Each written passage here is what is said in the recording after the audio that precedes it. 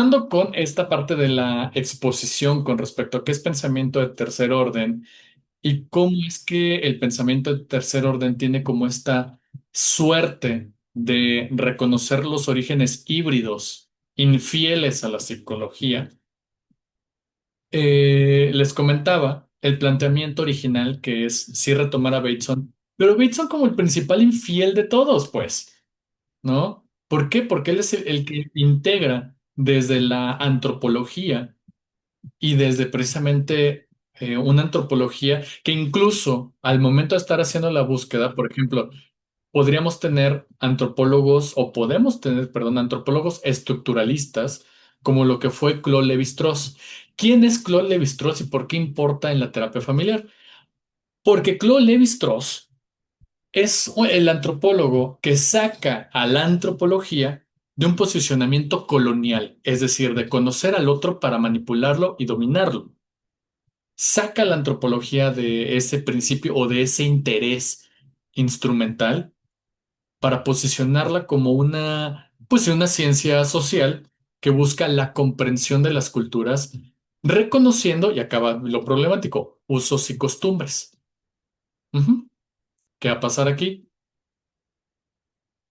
Que Salvador Minuchin va a estar de acuerdo con el argumento de Claude Lévi-Strauss, porque además son contemporáneos, con respecto a algo que señaló Gail Rubin, que vamos a conocer como tráfico de mujeres.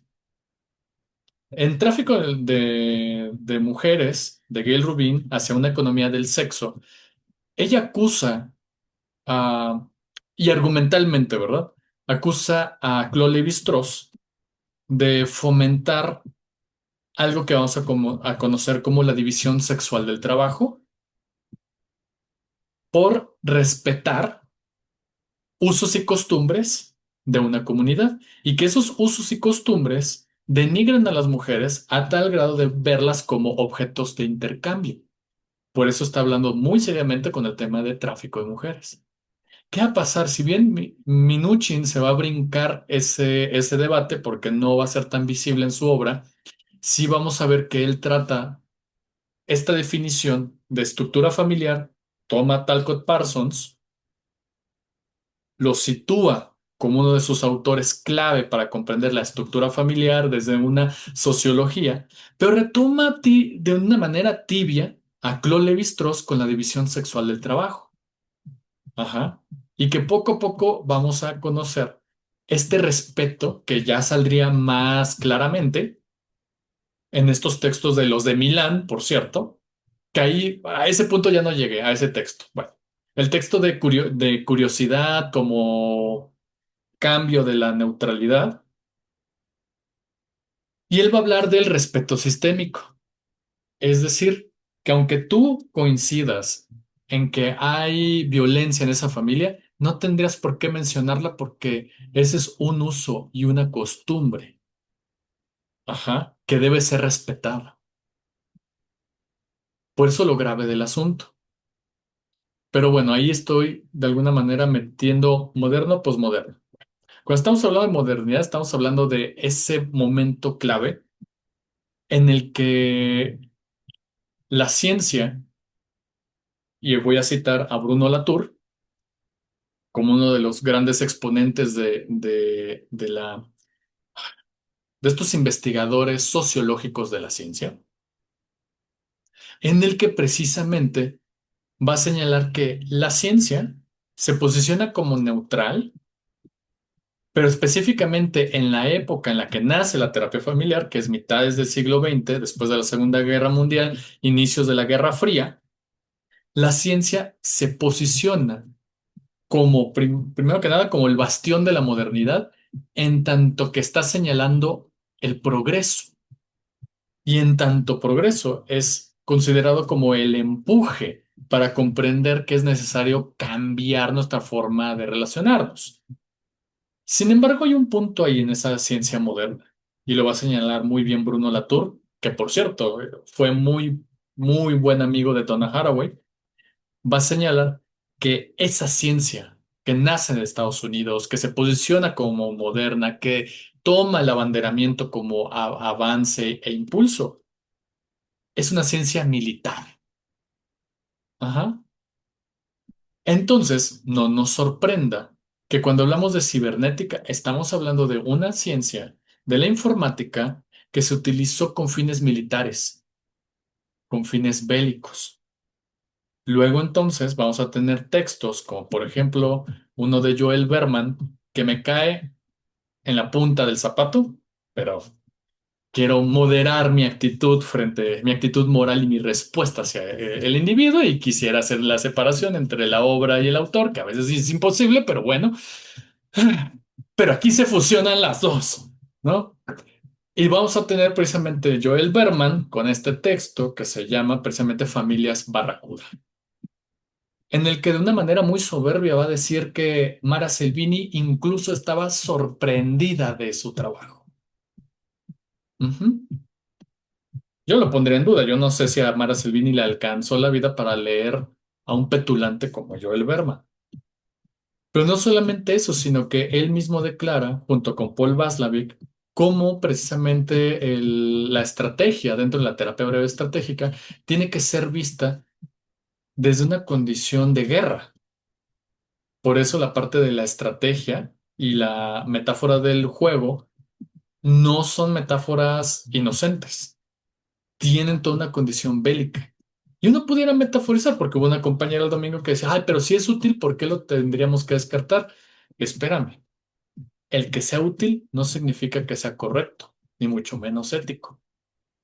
Entonces, en ese momento, precisamente, cuando se están elaborando estas estrategias en la terapia breve estratégica, con todo este contenido bélico, no es una suerte azarosa de ingenio, es porque representa una mentalidad de la época, una mentalidad militar, con la idea de avance, de progreso a través de una movilización brusca, una movilización fríamente calculada y que tiene un beneficio. Entonces, de ahí nace esta idea de la condición de la modernidad. Sin embargo, posmodernidad surge. ¿Y por qué señalé lo de la Guerra Fría? ¿Ustedes saben cuáles son los motivos de la Guerra Fría? ¿Y por qué es importante pensarlo el día de hoy? Aparte de que a mí me inquieta demasiado cuando están todavía estas amenazas continuas de una tercera guerra mundial, pero ahora mediante bombas nucleares. ¿En qué consistía la Guerra Fría? Sí sabe. Si no, no pasa nada. Yo aquí lo reclamo. A lo que voy es, cuando hacemos este tipo de ejercicio y pensando en tercer orden, cuando estamos diciendo sistemas de sistemas, uno de los sistemas que tendremos que comprender es el sistema histórico. Si yo comprendo cómo fue narrada la historia y qué eventos importantes ocurrieron, haciendo énfasis en la parte de las injusticias sociales, porque ya vimos a Judith Berman con esta idea de la injusticia, ahí cambiamos nuestra actitud frente a acontecimientos políticos que claro que nos impactan y claro que tuvieron un impacto en nuestra forma de recibir, educarnos en la parte terapéutica. Porque hay quienes adoran la terapia breve, pero sin mirar que fue construida en tiempos precisamente de guerra, en el que de hecho utilizan mucho la metáfora del cazador y la garza. Ajá. Joel Berman, metaforizando las familias que viven con múltiples problemas, como este animal, como una barracuda. Por eso dice, es que la familia barracuda es esta familia multiproblemática, que de hecho es otra referencia a Luis Linares, Juan Luis Linares, que tiene varios libros, incluso que señalan al feminismo como de los grandes prejuicios que vinieron a afectar a la terapia familiar. Bueno, es un señor de época, ¿no? Entonces, a lo que voy es, para poder plantear de manera adecuada y entender qué es la posmodernidad, tenemos que saber cuáles fueron las razones por las que, o alguna de las más representativas, que encendieron la Guerra Fría. Y tiene que ver la disputa por el territorio en Alemania. Por eso se construye en la Alemania Oriental el muro de Berlín. Ujú. La escalada más intensa eran precisamente los conflictos entre Oriente y Occidente. Oriente representado por Rusia, que al momento de ganar, de que pues se gana la Segunda Guerra Mundial, se reparten el territorio entre las alianzas, ¿no? De Occidente, Estados Unidos, Francia y Inglaterra, y el Oriente, que vendría siendo representado por Rusia. Entonces, en este sentido, ante el conflicto tan oculto, velado, pero también intenso en ese momento, se construye el muro de Berlín en todo Berlín para precisamente dejar en claro cuáles eran los principios que se iban a defender en ese espacio-territorio. Ujú. Hay autores como Pablo Feynman. Pablo Feynman es un argentino que falleció hace 3 años, es un filósofo.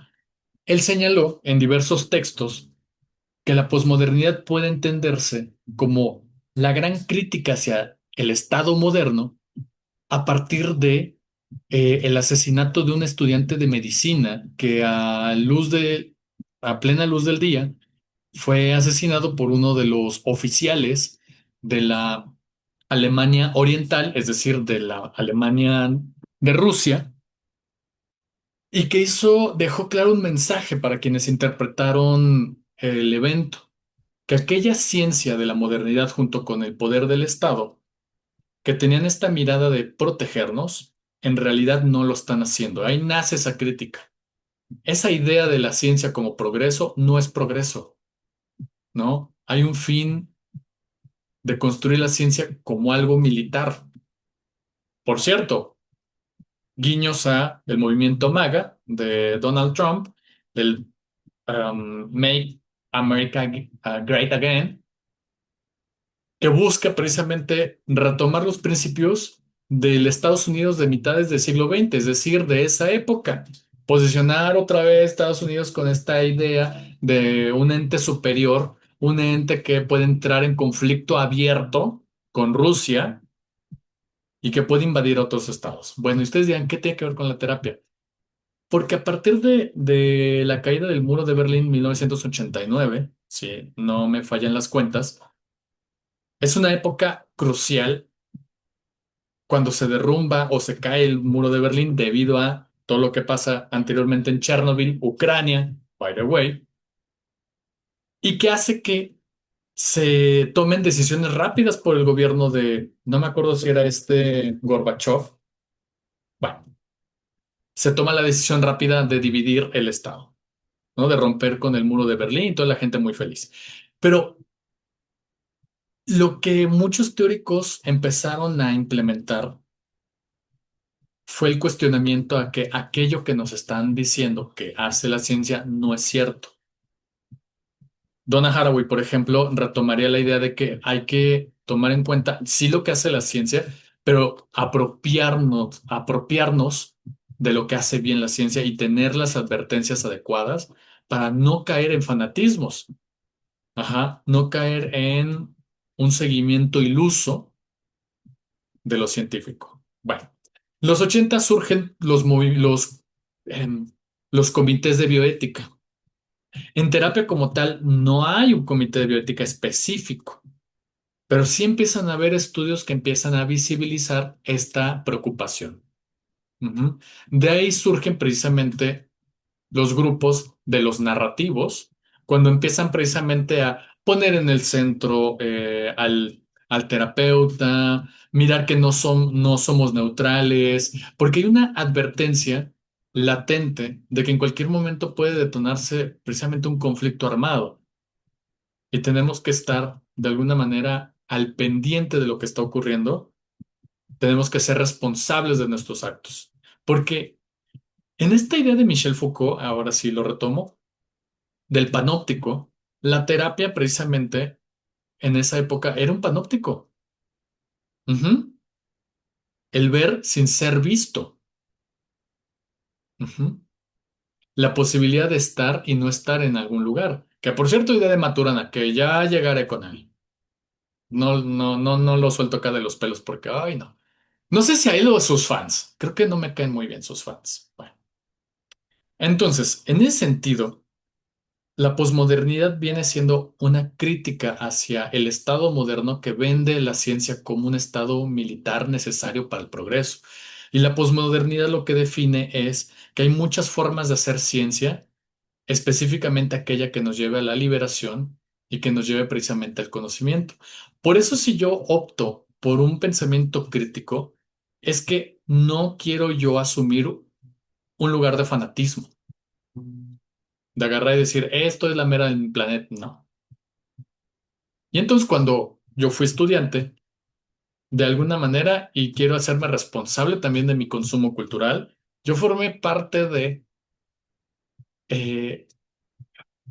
pues estos grupos un tanto ilusionados por cómo te planteaban la terapia de Milán, sin problematizar geográficamente de dónde viene, cuál es el problema de una escuela que se nombra a sí misma como un espacio geográfico y político. Ujú. Y sobre todo, de alguna manera, tener un posicionamiento de orgullo. En términos yo estudié en la escuela de Milán. ¿Por qué estás tan feliz? Tú siendo de América Latina. O sea, ¿qué implica eso? ¿Qué implica el que de alguna manera tú nombres con tanto orgullo el que estudiaste Escuela de Milán? No es una reflexión casual, es una suerte de una reflexión colonial. Si bien una de las posturas del colonialismo, de las postcoloniales, es, sí, asumimos la colonialidad del saber. Ajá. ¿Qué eventos en México vivimos sobre la colonialidad del saber? Todo el porfiriato. Porfirio Díaz, por eso eran los científicos y que se traen muchas cosas de Europa acá. Ujú. Ok, vamos a retomarlo, pero ahora lo vamos a tropicalizar, es decir, a ponerlo en nuestros contextos. No los vamos a cancelar, pero sí vamos a mirar de una manera cautelosa. Entonces, la posmodernidad precisamente es eso.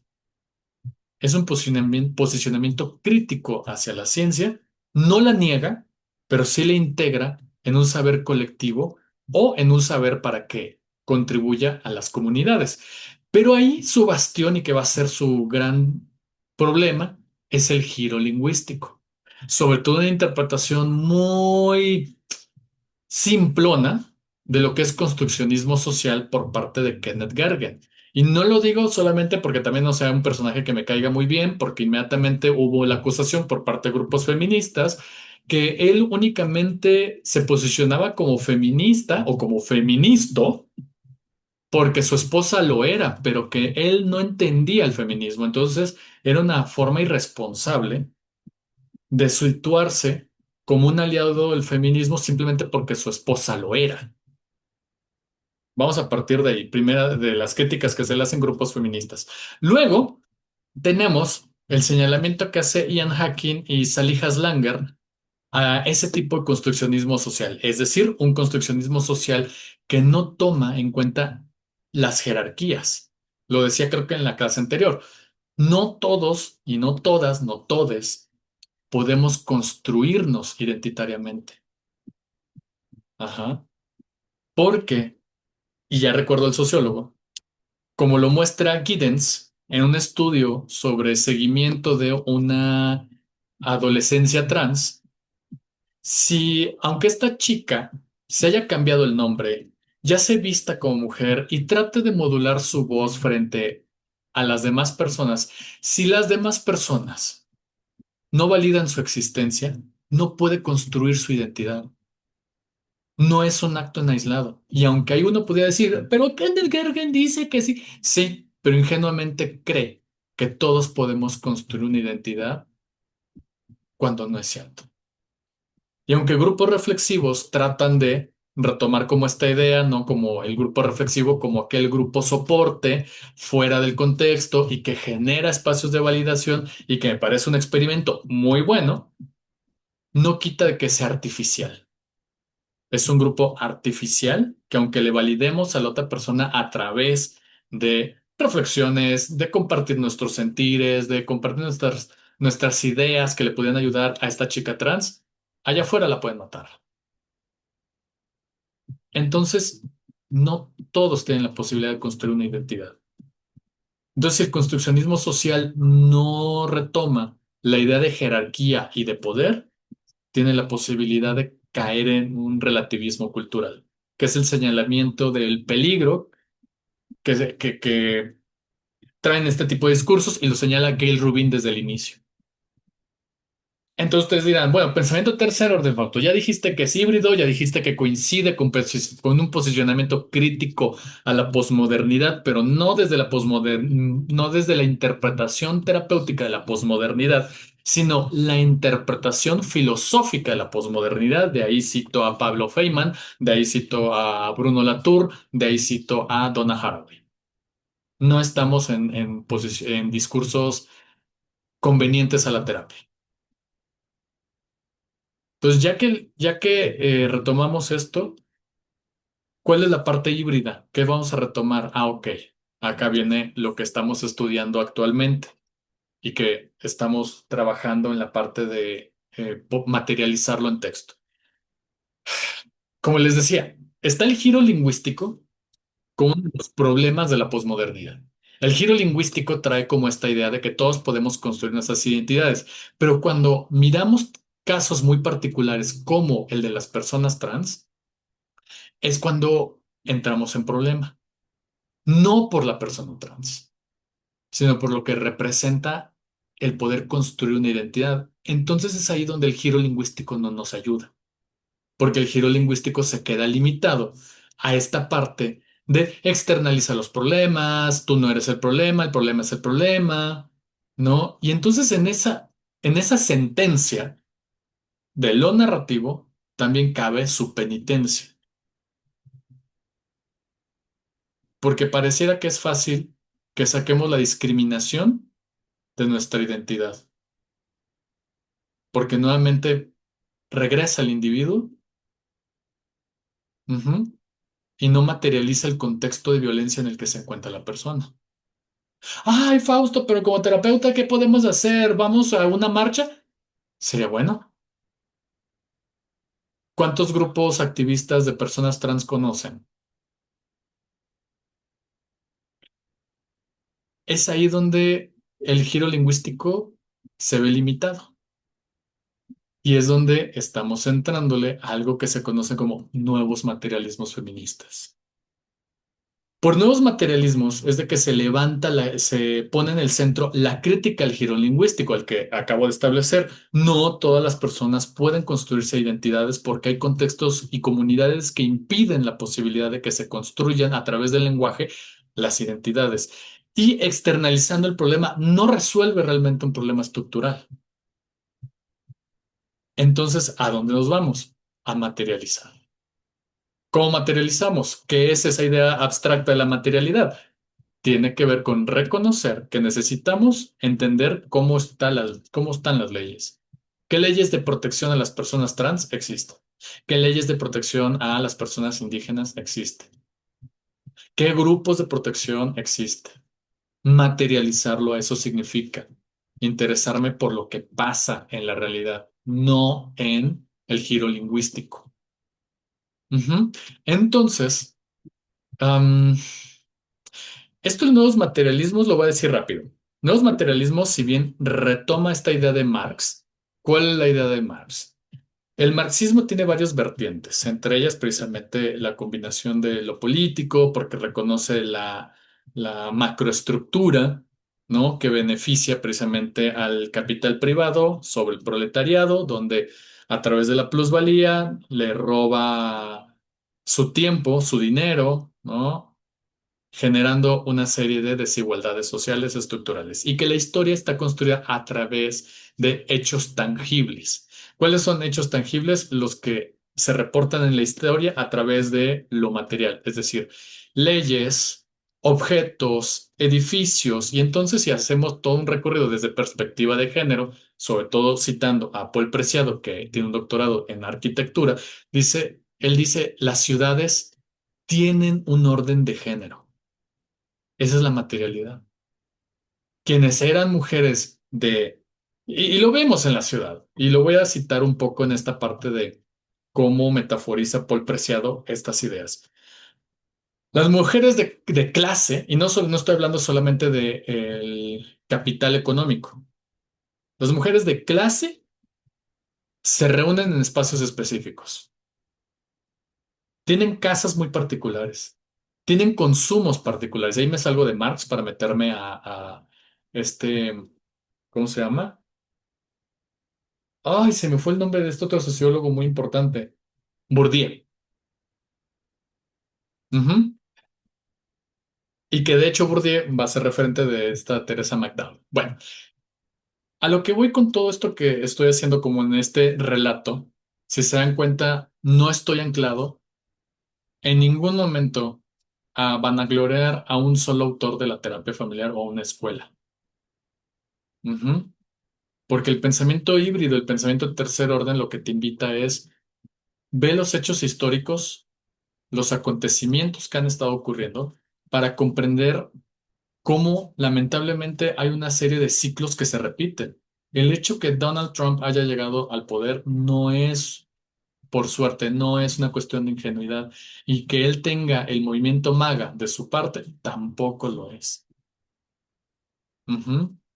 Que Vladimir Putin diga que lo peor que le ha pasado a Rusia es perder el posicionamiento como Unión Soviética, que fue la desintegración de diversos estados y es lo que ha generado la guerra y la amenaza latente de una tercera guerra mundial con bombas atómicas, ¿no? Bueno, a lo que voy con todo esto es de que busca, al igual que perspectiva de género, tener un cambio de actitud frente a procesos y acontecimientos políticos y alejarnos progresivamente de posicionamientos anacrónicos. Por ejemplo, un posicionamiento anacrónico es, hicimos nosotros un estudio, un sondeo de casi casi como 100 terapeutas dijeron, sí, en efecto, encuestamos a 100 terapeutas. Y estos 100 terapeutas les preguntamos, ¿qué referentes teóricos de teoría general de los sistemas tienes? Por mucho, llegan a mencionar a Talcott Parsons. Si nos va bien, saben quién es Niklas Luhmann, pero jamás llegan a el sistema sexo-género de Gil Rubin. Y es una teoría de los ochentas. Se quedan en un conocimiento a lo mucho de los 60, 70. Y tú dirás, bueno, ¿por qué es importante esto nuevamente? Porque es un cambio de actitud que necesitamos tener frente a acontecimientos que les está impactando a las familias. Por ejemplo, la condición migrante. Voy a estar resaltando continuamente eh, que en la clínica hemos tenido precisamente familias que están en condición de movilidad y que son migrantes y que nos debe de importar el hacer preguntas con respecto a dónde te estás quedando, quiénes son tus redes de apoyo, tienes contacto con otros grupos latinos, tienes contacto precisamente con la embajada, cómo están tus papeles, que se vuelven preguntas lamentablemente de rutina, pero es para comprender lo que está pasando. ¿Pero por qué yo pregunto eso? Porque estoy al tanto de lo que está ocurriendo. Ujú. Bueno, entonces, regreso al concepto de materialidad. Cuando hablamos precisamente de nuevos materialismos, lo que retoman es de que no vamos a negar la parte discursiva, pero también vamos a retomar la importancia que es pensar en los cuerpos y un poquito guiños a Judith Butler, una feminista muy importante, que tiene este texto, Los cuerpos que importan. Y hay otro filósofo, no me acuerdo el nombre de este tipo, que dice que el cuerpo es un terreno de batalla. Lo deben de entender, o no es de que lo deban entender como una sentencia, más bien lo han de comprender mucho mejor compañeras terapeutas con respecto a el acceso a servicios de interrupción legal del embarazo. Ahí es cuando se entiende que el cuerpo tiene una disputa. Ujú. ¿Por qué las mujeres tendrían el derecho a abortar? Y uno pudiera decir, porque ellas son dueñas de sus cuerpos y de sus decisiones. Sí, y entonces, ¿por qué en los años 50 estaba prohibido? Años 50, años contemporáneos a la terapia familiar, donde incluso el terapeuta familiar se podía negar a dar información de esa naturaleza y fomentaba la idea de la familia. Ujú. Entonces, lo que están diciendo acá es hay que retomar precisamente que el cuerpo tiene una prioridad en este momento para comprender experiencias situadas, como por ejemplo las experiencias de las personas trans. ¿Por qué lo menciono tanto? Porque en mi trabajo de tesis y actualmente yo trabajo con mucha comunidad trans. ¿No? Y me importan sus vidas, me importan sus experiencias. Y es precisamente prioritario señalar que en estas experiencias situadas, particularmente en personas trans, es donde habita también esta comprensión de lo importante que es el acto discursivo de comprender que la identidad en parte sí tiene que ver con las palabras y mi comunidad, sino que también la materialidad de mi cuerpo en movimiento. Es decir, el cuerpo que se presenta en una clínica, el cuerpo que va, lo que sucedió en el transporte público, en el metro, que esta oficial le niega el acceso a los vagones signados para mujeres a una chica trans. Ujú. Ahí podemos ver el acto en concreto de cómo el discurso afecta la materialidad del cuerpo, su presencia. Ujú. Entonces, y ustedes dirán, bueno, esas hipótesis Fausto están bien chingonas y todo eso, pero ¿hay algo en terapia familiar que se haya hecho? Curiosamente sí, y estoy que no me la acabo. Les presento estos dos artículos de la revista australiana de terapia familiar. Son dos grandes capítulos, parte uno y parte 2, haciendo alusión al texto de los ochentas, precisamente de Karen Barad, sobre si la materialidad importa. Y entonces ya abrieron el... No, yo estoy encantado, les quiero escribir, donde precisamente ya están retomando las propuestas de estas feministas de los nuevos materialismos en la terapia sistémica y luego plantean como esta pregunta, ¿la materialidad importa? Esto debería de importarnos. Y es lo que están desarrollando alrededor de todos estos capítulos. Bueno, yo de todo este recorrido que les estoy diciendo, fue muy lindo porque no sentí que estaba caminando yo solo, que hay otras personas que están pensando esto. Les voy a pasar los artículos. Pero se los juro y son de este año, de este y creo que el año pasado. O sea, son súper recientes. Y fue muy bonito porque luego a veces uno, pues evidentemente duda, porque pues en México no les interesa, bueno, no quiero generalizar, porque sí hay gente que les interesa, pero que lamentablemente no lo quieren teorizar, no lo quieren acercar, porque además en algún momento en la clase de Escuela de Milán les decía al grupo de Evelyn, Paulo Bertrano lo que hace es, de una manera, ahí sí, ahí eso sí no me va a gustar de él. Hay cosas que me gustan y hay otras que de plano no me van a gustar, pero que señala, tengan cuidado de la filosofía de butaca. Aléjense de aquellas filosofías muy complejas. No le van a servir a la epigenética del terapeuta. Dije, chinga, o sea, este cuate, nomás que es que te escuchamos a ti, vato. Solamente es. Y cerrando ahí la posibilidad de incorporar, por ejemplo, lo que le estaba diciendo, filosofía de la ciencia, que muchas veces llega a ser como muy engorrosa y a veces difícil, lo acepto, pero también es necesaria. Y más en estos momentos de comprender y no, de comprender lo que está ocurriendo, cómo se están repitiendo cosas, cómo están afectando a muchas familias este tipo de situaciones, como por ejemplo el genocidio en Gaza. Ajá. Y que tiene que ver con esta idea que está fomentando Donald Trump, que es una idea de los años 50 que dice que la ciencia tiene que ser militar y evidentemente el militarismo traerá consigo el progreso. Ujú. Entonces, cuando hacemos este tipo de recorridos históricos, insisto, primer punto, se busca la sensibilización al tema. Dos, busca lo que Donna Haraway llama ciencia, arte y activismo. Ujú. Estas tres son trazos que están tejidos y no los podemos, ignorar, ¿no? Y sobre todo tenemos que materializar estas experiencias. Por ejemplo, el hecho que hayamos encontrado estos documentos ya chingó. Tenemos que usarlos, ¿no? Para producir otra forma de pensar este campo. Bueno, eh, ¿preguntas hasta acá? ¿Hay alguna duda, algo que quisieran como comentar? No sé si... Bueno, Ajá, escucho. yo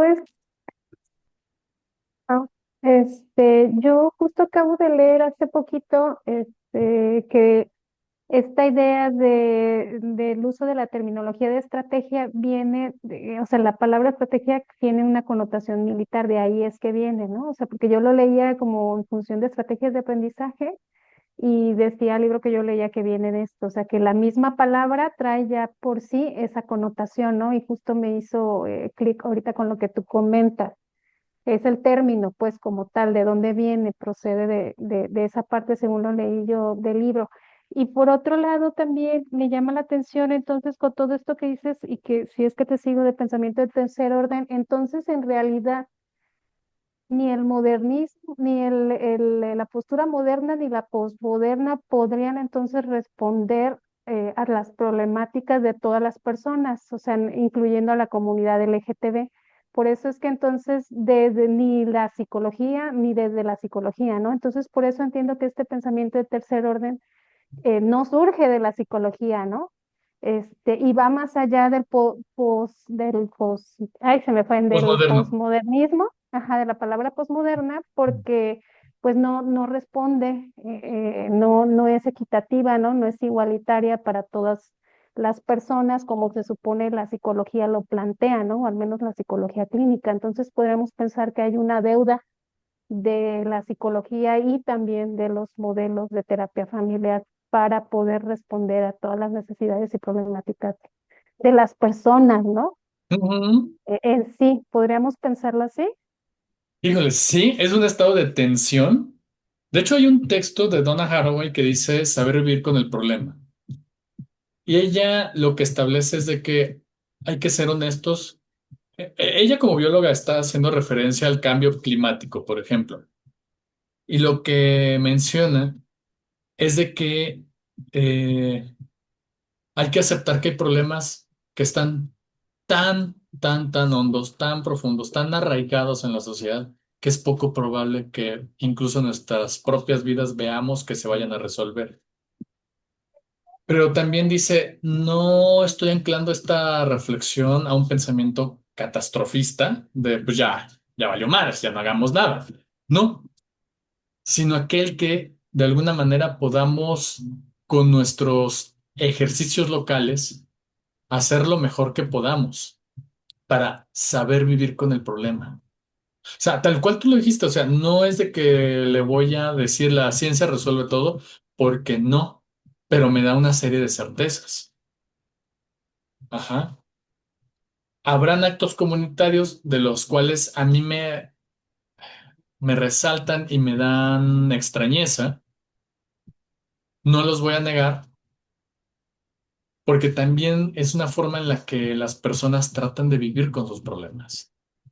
Entonces, a lo que vamos cuando sintetizamos en el capítulo 5 del libro de Pensamiento de Tercer Orden, con las influencias de Donna Haraway en el campo de la terapia familiar, es reconocer que la terapia solamente es una opción más de todas las ya disponibles que tienen las personas para saber vivir con sus problemas. Entonces, quitar precisamente esta idea de el terapeuta como el salvador de todo, y que ya uno podría decir incluso, ah, pero Bertrando, en el libro de El terapeuta dialógico que conmueve y transforma, ya dice los tipos de terapeutas que tendremos que evitar. Es cierto, pero no lo está problematizando a este nivel. Entonces, para mí la reflexión que se materializa en condiciones contextuales es la que de alguna manera logra de mejor forma sensibilizarnos. Y por ejemplo, tú dices, ah, bueno, o sea, ni uno ni otro, a ver, es el punto medio. Y acá la pregunta es, y ahí sí pareciera muy instrumental, ¿qué es lo que tú has hecho, ¿no? Para saber vivir con estos problemas, como por ejemplo el saber vivir con estas tensiones. ¿Cuáles tensiones? Que ni los modelos modernos y posmodernos son la mera neta del planeta, ¿no? Y es ahí donde sí entra mucho pensamiento de segundo orden. Ok, reflexionamos sobre la implicación que tiene él o la terapeuta frente a este tipo de problemas, qué es lo que resuelve, cómo lo escalamos a un tercer orden, cuál es tu participación política en este tipo de temas.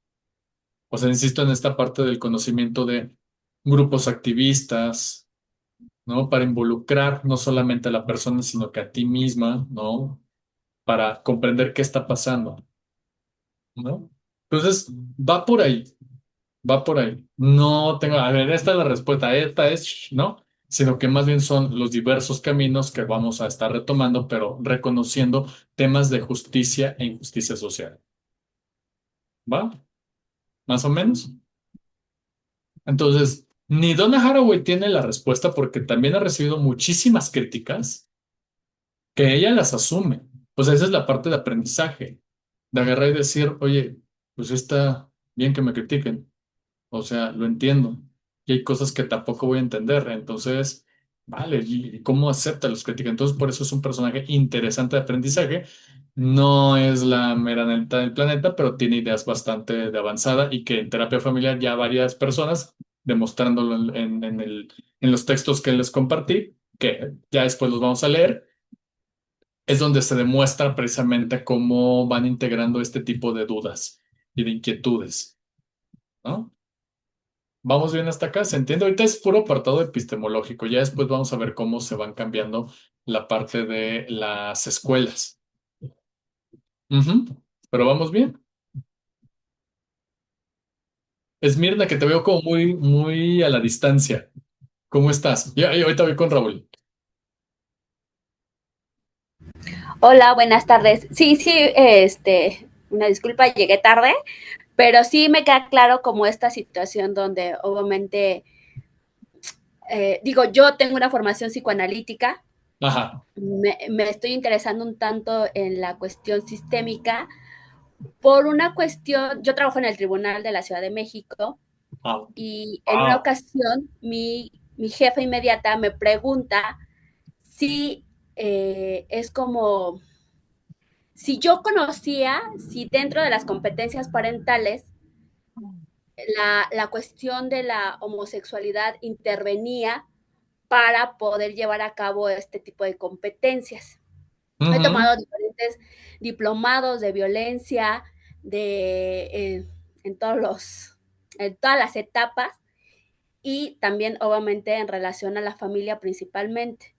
Entonces, yo no había, primero yo nunca me había puesto a pensar como tendría que ser diferente las competencias parentales en este tipo de grupos, porque para mí, o sea, desde mi formación lo pienso, somos personas que sí entiendo que como bien lo dices tú, culturalmente, socialmente, jurídicamente, pasan por todos un proceso que las personas hetero no pasamos.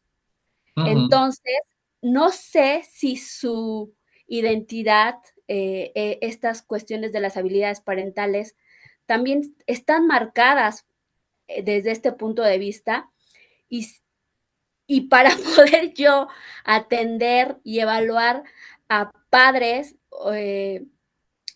en referencia a sus competencias parentales, tendría yo que tener una formación. Entonces, porque sí me preguntó, me dijo, es que has tomado como algún diplomado y yo dije, es que realmente cuando hablan de violencia no hablan como en específico, como esto, la discriminación es exclusiva para este tipo de grupo, o el racismo, o sea, como que obviamente por categorías le puede pasar al hombre y a la mujer, obviamente hay otras situaciones que pueden estar pasando otro tipo de grupos, pero realmente nunca llegué a pensar como que las competencias parentales tendrían que ser algo diferente y ahorita como tomando todo esto y retomando mi formación, para nosotros como muy importante desde dónde es hablado el sujeto, ok. pero no dejamos de lado obviamente todos estos contextos en donde se está gestando precisamente este sujeto. ¿Por qué? Porque obviamente no es lo mismo ser hablado los años 80 a los 2000 y también ha hablado desde qué nivel socioeconómico, cultural y demás. Entonces, digo, yo desconocía lo que era el tercer orden, hasta ahorita estoy como entendiendo un poco de todo lo que se está suscitando en esta situación y voy aclarando como muchos aspectos que digo, yo creo que entonces sí es algo importante que tengo que conocer en relación a qué pasa con estas competencias parentales o con la terapia sistémica pensado precisamente para otro grupo de personas. Claro. Entonces, Ok, sí, por eso estoy como un tanto pensativa en relación de acomodando mis ideas y demás. claro. Fíjate que, y ahorita paso con Raúl, hay estudios, sobre todo metaanálisis, en el que le dan seguimiento precisamente pensando en estas competencias parentales en familias, pues sí, de parejas homosexuales, hombres y mujeres. Y que en ese sentido lo que vieron es y evidentemente comparado con parejas heterosexuales, lo que vieron es de que no había ninguna diferencia. Y lo que realmente sí alteraba esta competencia parental era cómo hablar de la discriminación a sus hijos. O sea, que ese era el verdadero tema de angustia para ellos y ellas. De que en Sí, de algún... hecho yo me puse a Ajá, pensar, ajá. perdón por Dale, dale. interrumpirte, pero en relación obviamente a las competencias parentales, sobre todo estamos como muy atentos a la tolerancia, a la frustración, a la apertura de pensamiento. Y entonces yo decía, o sea, desde mi punto de vista, porque yo no tenía este conocimiento teóricamente, yo decía, para ese tipo de personas tendrían que estar altas este tipo de factores, debido precisamente a todas las experiencias de vida por las Claro. cuales ellos han tenido que pasar y que no quieren que sus hijos lleguen a pasar primero por tener la orientación este tipo de padres, ¿no? Entonces, Ajá, a lo mejor desde ahí es como cómo van a ser catalogados estos niños o cómo la sociedad van a hablar de estos padres que en la familia es muy diferente a cómo se habla de ese tipo de familia, a cómo lo presenta socialmente y culturalmente. claro. Que de hecho, sí, si quieres, ahí tenía yo ese artículo. En México, bueno, estaba este hombre, ¿cómo se llama? Eh, Fernando Salinas Quirós. Estaba antes en el IPN. Él trabajaba mucho el tema de parentalidad. De hecho, él, ¿cómo decirlo? Estaba trabajando bajo un concepto que saliera de lo heteronormativo para poder incluir precisamente a parejas del mismo sexo, solamente que dejó de trabajar eso, se fue a Estados Unidos y él está allá trabajando otras cosas. Entonces, pero no me acuerdo, te lo busco, pero tiene un término y él ha investigado mucho esta parte de habilidades parentales y de los vínculos, pero desde fuera de lo heteronormativo. Ahora sí, Raúl. Bien, pues llegué un poquito tarde, también no encontraba el link. Ya las juventudes acumuladas están haciendo efectos. Mira, yo tengo dos preguntas. La primera es muy sencilla, si las materialidades que dices tienen algo que ver con el materialismo marciano. Ujú, Y esa sería una. Y la otra es de en un torneo de box, creo que fue en Filipinas, no sé dónde, estaba eh, una peleadora trans con una mujer y pues obviamente le ganó, ¿no?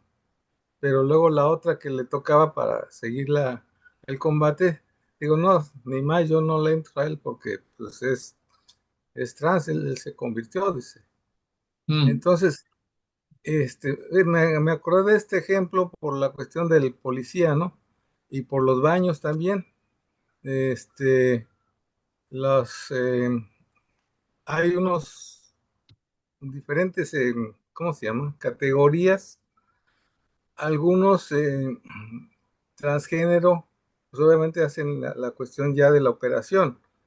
Otros nada más son homosexuales, pero se identifican propiamente con un hombre o con una mujer, dependiendo de su del sexo con que nacieron. Se identifican como mujeres y son hombres y quieren que le hablen como mujer. Entonces hay ese dilema también.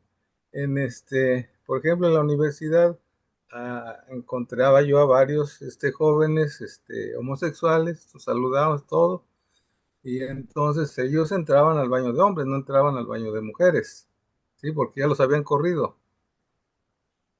Mm. Entonces, hay muchas materialidades, serían estas o no sé, procedimientos, cosas de la vida normal que se Ajá, nos ajá. presentan en la cotidianidad. Entonces, serían esas cosas que yo tengo dudas.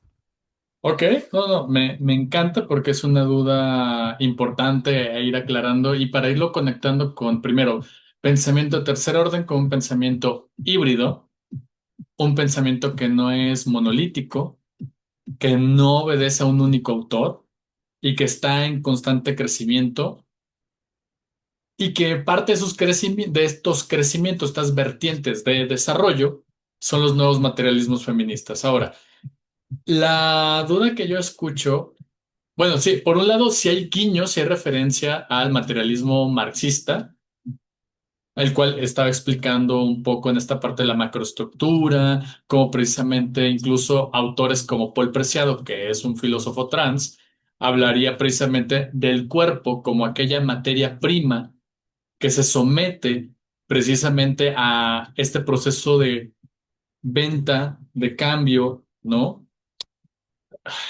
Déjenme, analizo bien los términos que se utiliza para el marxismo y ahora para lo que está planteando Paul Preciado para hablar del cuerpo como esa materia prima que se modifica y que entra en el espacio del plusvalor, ¿no?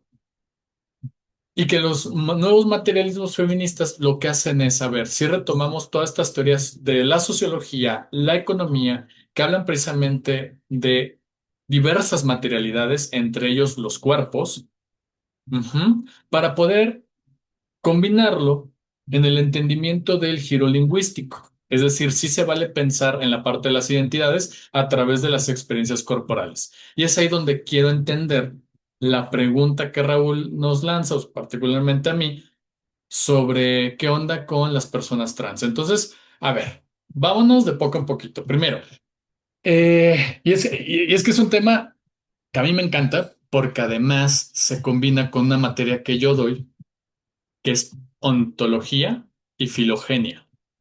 Y es ahí donde se entiende más esta parte de qué hablamos cuando hablamos de la materialidad del cuerpo. Bueno, por ontología vamos a entender como ese estudio filosófico de qué es lo que hay, qué es lo que existe. En el caso de la psicología, lo vamos a combinar con epistemología para comprender quién es aquel que está ahí ¿y de qué manera lo estoy entendiendo? Pongo un ejemplo. El conductismo entiende a aquel que está ahí y cómo lo entiende a través de la conducta concreta del individuo. No hay caja negra, es toda conducta o comportamiento que puede obedecer a condicionamiento respondiente o condicionamiento operante. No hay más. Cuando vemos lo sistémico y nos preguntamos ontológicamente qué es lo que hay y qué es lo que hace ahí o cómo puedo entender a ese individuo que está ahí a través de las relaciones. No existimos si no es a través de los otros y de las otras. Ujú. Pero me pueden preguntar, ¿y en dónde entra filogenia, que es la parte biológica? Ah, es entender los parentescos que tenemos con otras especies animales. Y ahí entraría muy bien con Donna Haraway al decir que el ser humano se tiene que definir continuamente como el animal humano, pues, porque muchos dicen humano y lo desentienden de su animalidad. Bueno, ¿dónde entra el dilema trans? Ok, eh, primero, el concepto sexo ha sido entendido e interpretado por ciertas voces dentro de lo biológico como una unidad únicamente binaria. Es decir, solamente existe macho y solamente existe hembra. Y a partir de esa concepción, se van dando vertientes binarias a su vez. Por ejemplo, desarrollo sexual secundario hace que las gónadas secreten testosterona o estrógenos dependiendo del cuerpo, y eso es lo que va de alguna manera no solamente distribuir la grasa en cuerpo, sino que va a producir una serie de disposiciones funcionales anatómicas para que el cuerpo del hombre, macho, en su animalidad, desarrolle una mayor capacidad muscular, a diferencia de la mujer, que su cuerpo se va a ver debilitado o se va a ver diferenciado, por eso está el término dimorfismo sexual, para que precisamente tenga esta configuración y este sesgo que le damos nosotros y nosotras de lo que es un cuerpo femenino, por la acumulación de grasa en cuerpo y la definición muscular y en fuerza con respecto a ciertas ejecuciones. Hasta ahí que estoy diciendo, una biología que tiene por concepto ontológico que el animal humano, su existencia, para comprenderla anatómica y fisiológicamente, depende del dimorfismo sexual, que es la separación a través de lo genital y que iba a determinar la secretación hormonal, y de la secretación hormonal evidentemente va a haber una suerte de hipótesis que se va a lanzar hacia la diferencia en los cerebros. Hasta este momento yo solamente estoy hablando del cuerpo del hombre, del cuerpo de la mujer. ¿Qué es lo que pasa con los intersex? Que no es igual al de una persona trans. El dilema intersex puso en jaque esa hipótesis del cuerpo biológico como una verdad absoluta, donde solamente existe macho, donde solamente existe hembra. Y lo que no cabiera en esa categoría binaria del dimorfismo sexual era un cuerpo patológico. Actualmente sabemos que la persona intersex, primero hay 5 variables, digo, 5 variantes intersexuales. Ajá. No soy experto en embriología como para poder definir cada uno de em, de estas expresiones intersexuales, pero ante esta evidencia queda claro que no existe como tal la unidad binaria del sexo. Entonces, primer debate aquí a desmontar. No existe únicamente macho, no existe únicamente hembra, sino que hay una expresión del cuerpo que es diversa y es continua. Porque además pareciera que los genitales por los cuales nace una criatura se mantienen estables a través del tiempo y son siempre iguales. No, por eso comprendemos la menopausia, por ejemplo, y la andropausia. Y por eso hay en ciertos periodos de la vida de la persona algo que se le va a conocer como precisamente el reemplazo hormonal, que no necesariamente necesita ser trans para recibir reemplazo hormonal. ¿Ok? Entonces, aquí voy a fundamentarme en una autora, se llama Sarah Richardson, para hablar de la diversidad corporal. Para desmontar también la idea de que el género como constructo social obedece inmediatamente a una suerte de linealidad entre genitales, hormonas, cerebro, evidentemente, conclusión, identidad. Es decir, si yo tengo cierto tipo de genitales, mi mente va a responder como los genitales me destinaron. No hay una correlación entre identidad y genitalidad. Cualquier neuropsicólogo te puede decir que en el cerebro puedes encontrar áreas específicas funcionales estructuradas para ejecuciones. Por ejemplo, que en el cerebro precisamente vamos a encontrar áreas específicas de la respuesta sexual. Ajá.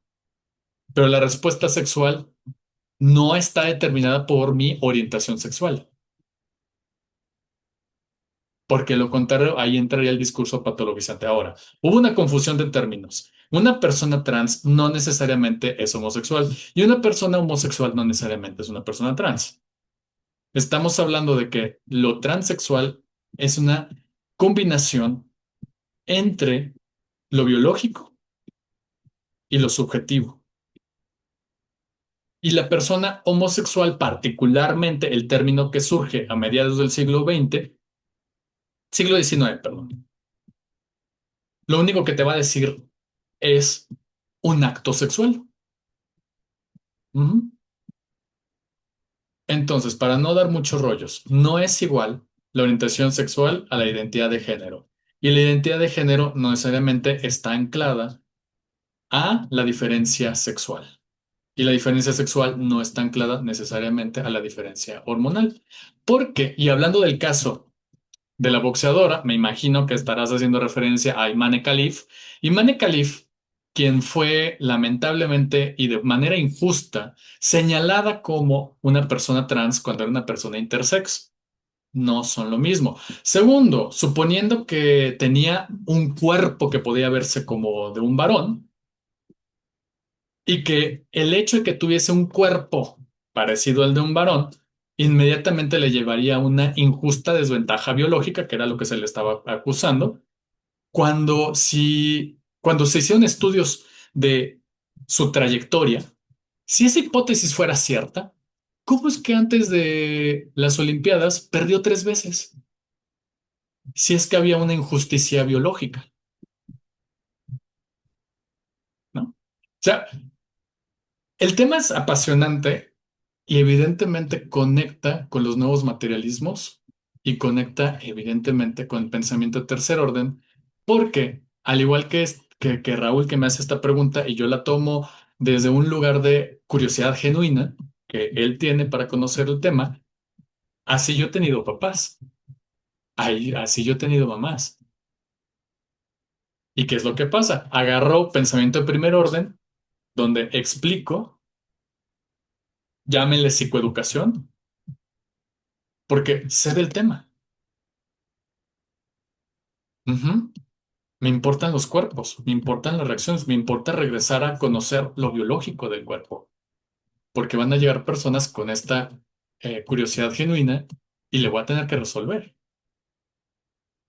Y ya nada más cerrando con el tema de lo que ocurrió en el metro, pues fue un acto de discriminación, porque esta mujer lo único que conocía era una biología binaria, no conocía la condición intersexual, que son 5 condiciones específicas antes de llegar a macho o hembra. Y no solamente estas condiciones intersexuales, sino que comprender que lo genital no necesariamente te lleva a lo identitario. Ujú, no hay una correlación en ello. Entonces, es entendible es entendible pero no justificable el acto. Si fuera mi consultante esta mujer trans, pues evidentemente yo tengo este conocimiento y claro que estoy del lado de ella. Si llega la mujer policía, pues muy amablemente y muy empáticamente sí, le valido este lado ignorante, pero también le invitaría a pensar de una forma distinta porque aquí está la evidencia de los cuerpos. Y una pregunta esencial es, ¿tienes amigas trans? ¿Qué le hubiera pasado? ¿Cómo te hubiera sentido si a una de tus amigas le hubiera pasado esto? Entonces, si se dan cuenta, o sea, por eso son vuelcos de esta naturaleza. Son tropos así. Entre si el conocimiento, si ustedes quieren exacto, engorroso, si ustedes quieren, pero se centra. Está ahí. Yo tengo que saber porque van a haber personas que me lo van a preguntar. Jesús. Ahorita que te escucho, mm, creo que la importancia de tu introducción de por qué ver a la ciencia como algo que fue alineante, ¿no? Porque, o sea, si nosotros vemos los libros con los que uno aprendió en biología perdón, en primaria, secundaria, pues nos decían eso, la biología es que solamente había dos, ¿no? Si le agregamos esta parte de una religión, el Génesis empieza diciendo Dios creó al hombre y a la mujer. Entonces, esta parte de cómo la ciencia puede funcionar para dar un discurso normalizador nos hace que incluso pensemos en lo que es patológico y lo que es normal, ¿no? Y usamos estas palabras como si fueran una realidad objetiva, Porque yo ahorita que te escuchaba, me quedé pensando cómo no pensamos a las personas trans, a quienes ocupan suplementos para hacer más músculo, ¿no? Los hombres que se van al gimnasio, una mujer que se opera para tener labios, senos, se quita arrugas, no pensamos que son actos de transformación o un cuerpo que se modifica sino con un acto de transición, ¿no? O sea, lo que vemos como patología es esa idea de querer estar del sexo opuesto, ¿no? Partiendo de esta enseñanza que dijiste, ¿no? Bipartidista, y sí me genera mucha, o sea, porque yo también me quedé con esta parte de, ajá, ¿por qué no lo entendemos? Pero pareciera que nuestra actitud nos hace no querer entenderlo, sino porque nos choca. Y yo creo que lo más difícil es generar esa apertura para el entendimiento. O sea, creo que lo más, o sea, volviendo al tema de lo terapéutico, o sea, a mí lo que más me encuentro es con cómo nos encontramos para generar una apertura cuando la actitud del otro es que es así, es que debe ser así, y es que hay un Dios, una religión o una ciencia porque me he encontrado a veces que en las redes sociales la gente pone a la ciencia porque es que nada más hay gametos X, Y, X, ¿no? Y es como, espera, o sea, lo que tú estás mencionando es ciencia, pero aún así la gente, no, bueno, hay actitudes, perdón, que son más cerradas y yo creo que este es, bueno, mi objetivo principal de por qué elegí estar aquí, de cómo generar esa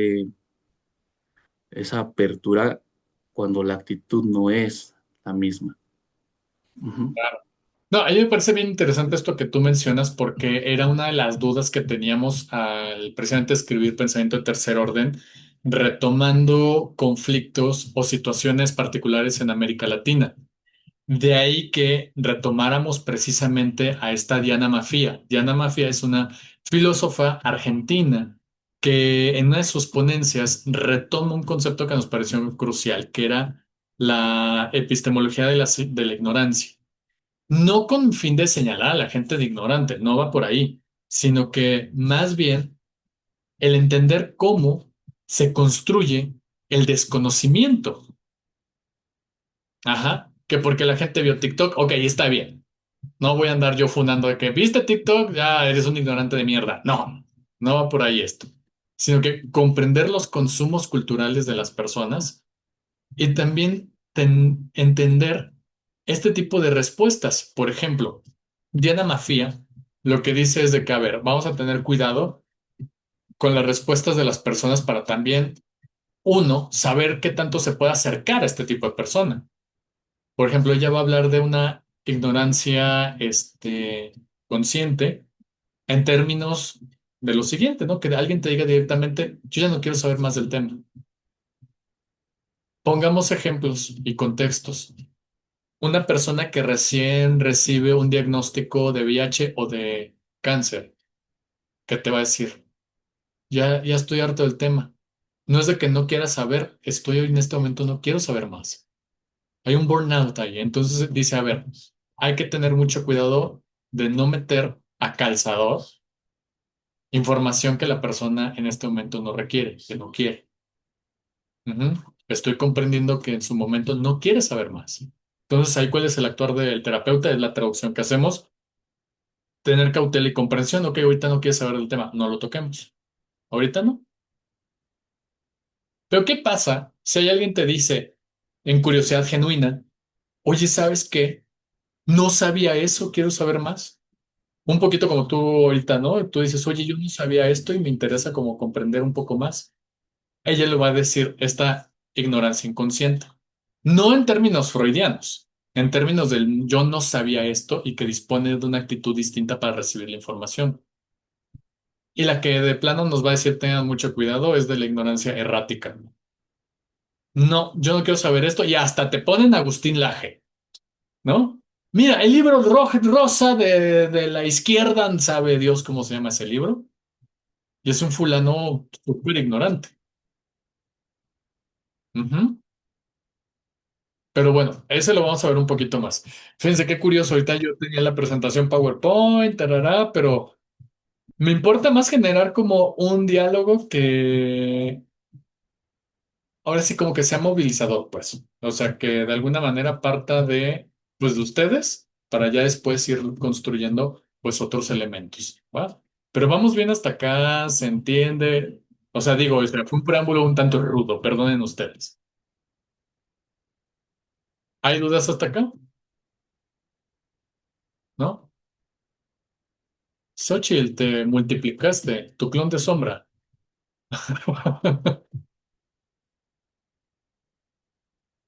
A ver, les mandé un material. De hecho, sí, uno, que es el de la primera edición de el Socioculturally Attuned Family Therapy. Y les voy a mandar también el artículo que lo originó todo. Nada más déjenme.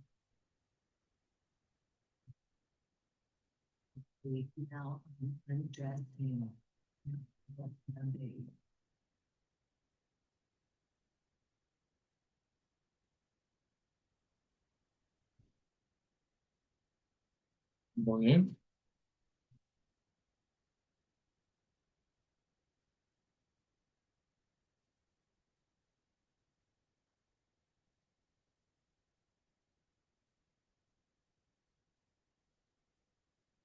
Voy, les estoy buscando el artículo.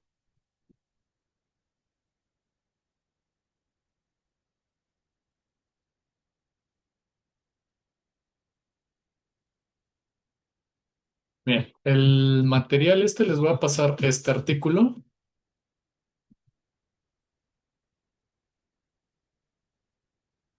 para que puedan leerlo. Pensamiento de tercer orden, third order thinking in family therapy, addressing social justice across family therapy practice. Este texto se los voy a compartir aprovechando que es de acceso. ¡Ay, me engañaron! Hace unos años estaba de acceso gratuito, espérenme. Se los mando de una vez. Bueno, les mando este enlace para que también puedan conocer a las autoras.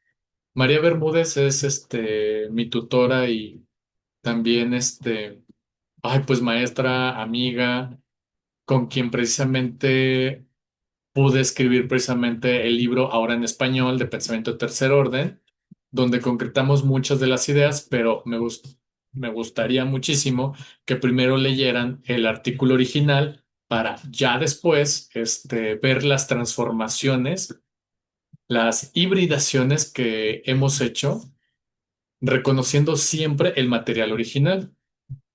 Entonces, les voy a mostrar.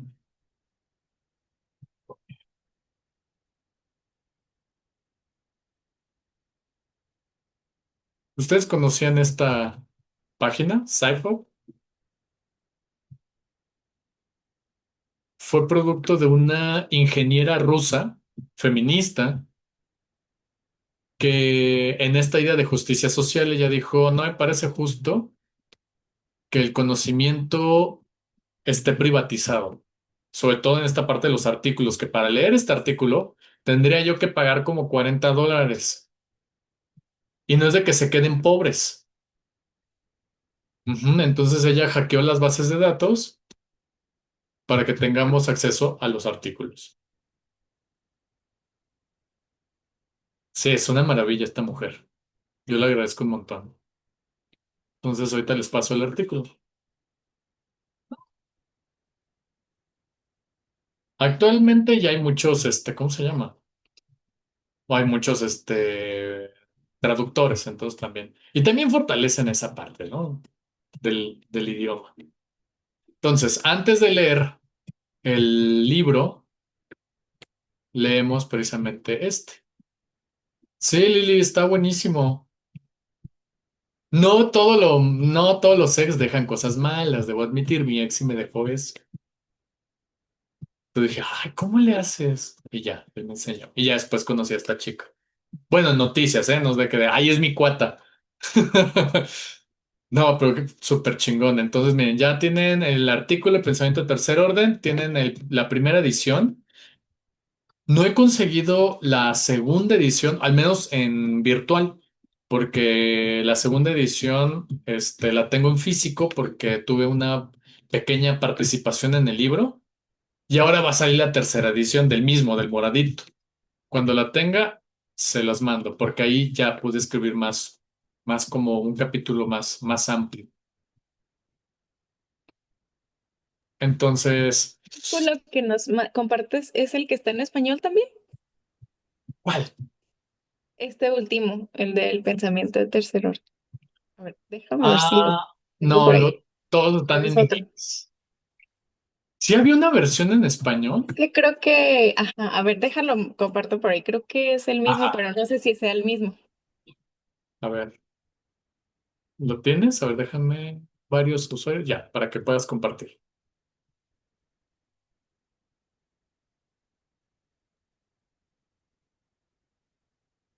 Y ya una vez que vayamos leyendo esas lecturas, vamos construyendo como el panorama, el camino para llegar a los nuevos materialismos feministas. Porque no es un paradigma tan sencillo de entender, pero vale la pena porque, digamos, es lo contemporáneo, lo que se está haciendo actualmente y evidentemente nos va a deconstruir lo tradicional. ¿Va? Compartí un archivo en la reunión. A ver.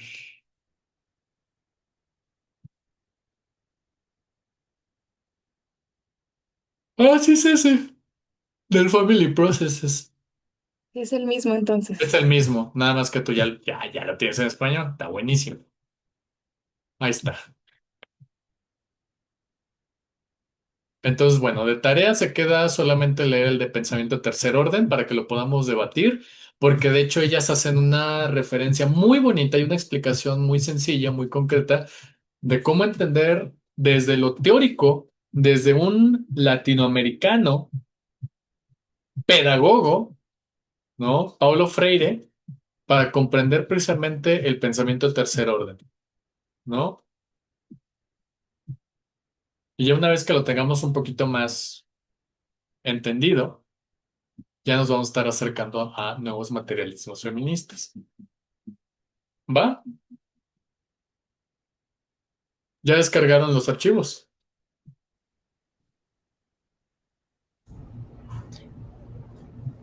Ya una preguntilla rápida.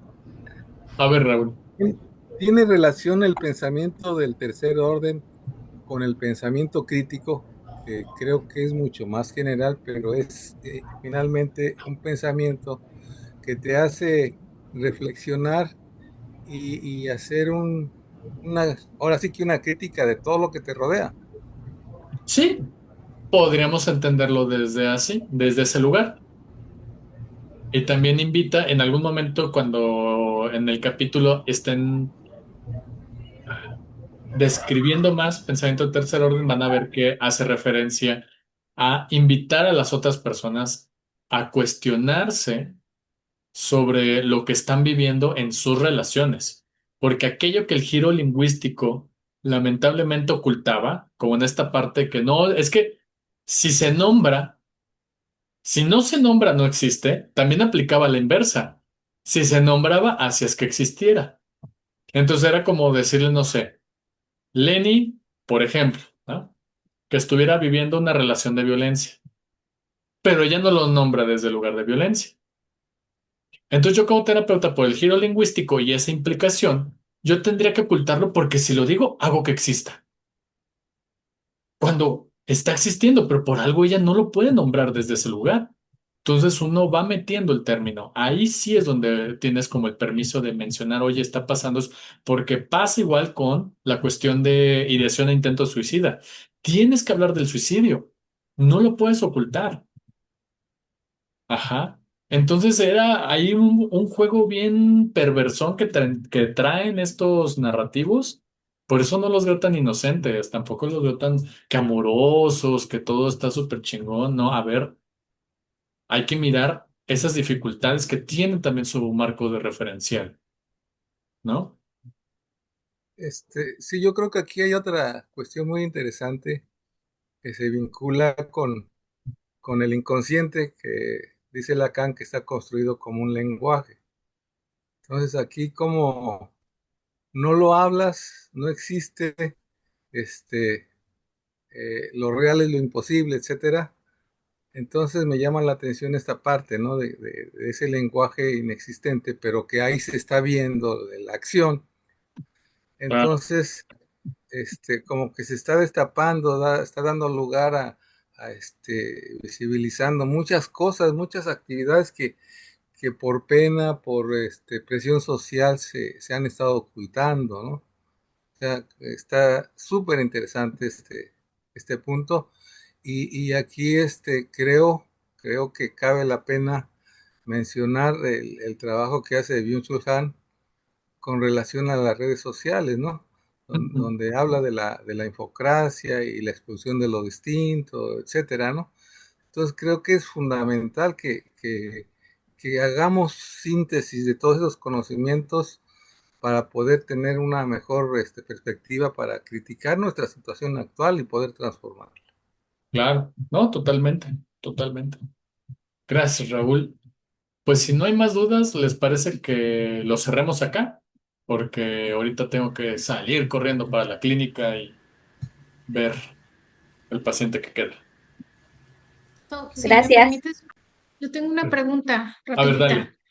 dale. Respecto a lo del aula virtual, yo como soy nueva en este seminario y en estos cursos, por ahí decía que te tenías que meter a un aula, al aula virtual y ahí se iban a subir los materiales. ¿Se va a seguir trabajando así o tú no lo vas proporcionando conforme las clases? Les voy proporcionando según las clases porque tengo que actualizar esa plataforma porque tenía unas actividades, pero ahorita ya estoy pensando en una forma distinta cómo diseñar el aula virtual, entonces sí, aguántenme tantito, porque apenas estoy terminando con mis chamacos de maestría, entonces termino con ellos y ya me vuelvo a ocupar con esta parte de ahora el aula virtual de ustedes, porque ando corriendo en quién sabe cuántas aulas virtuales y quién sabe cuántos estudiantes ya debo de tener ahorita como mínimo 300.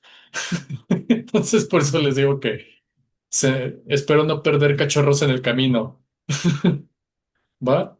De Pero, acuerdo, gracias. pero bueno, yo lo actualizo y cuando ya esté, les mencionaré, ¿va?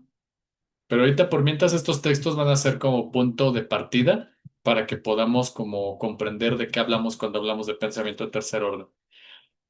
Ay, ya les contaré el caso de pensamiento de tercer orden de Guadalajara, que hubo ahí plagio, pero bueno, esa es una historia, un chismecito que ya después se los contaré. Bueno, cuídense, nos vemos la siguiente semana. Gracias. Bye Buenas noches. bye. Chao, Buenas chao. noches. Gracias. Bye.